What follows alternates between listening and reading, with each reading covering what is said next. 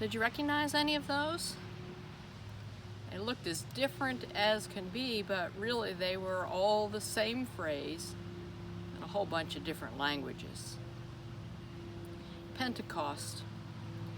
It was one of the three major celebrations since way deep in the Old Testament for God's people.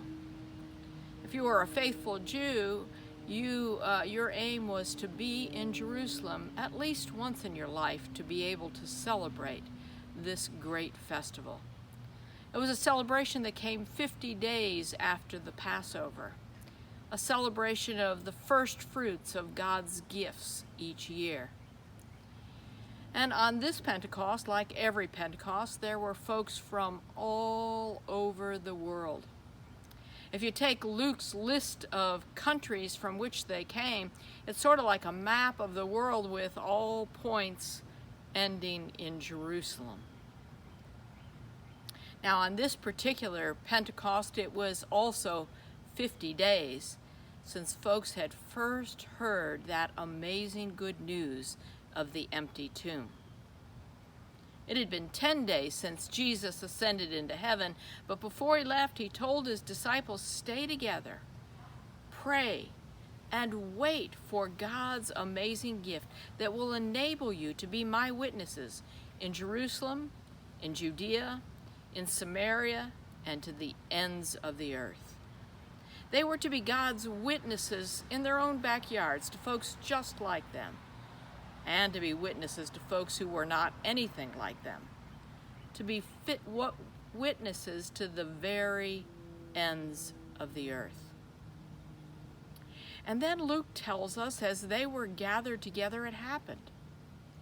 He describes it like a mighty wind or like blazing tongues of fire, but God's power, God's presence came upon them, and all of them began to speak in every imaginable language. In every language, they were sharing the wonders of God.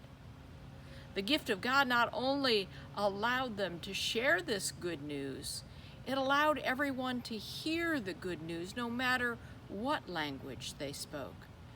They heard the love of God, the forgiveness of God, the gift of God's good news in Jesus Christ. God's gift allowed folks to not only share the news of God's love, but to hear the news of God's love.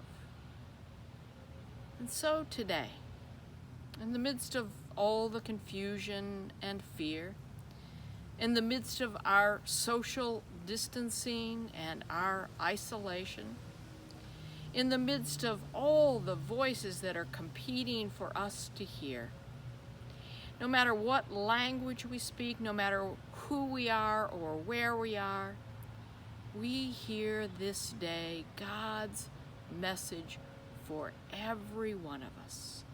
God's message that breaks through every barrier, every barricade, every block we would put in the way. We hear God saying to us, blessings to you this week.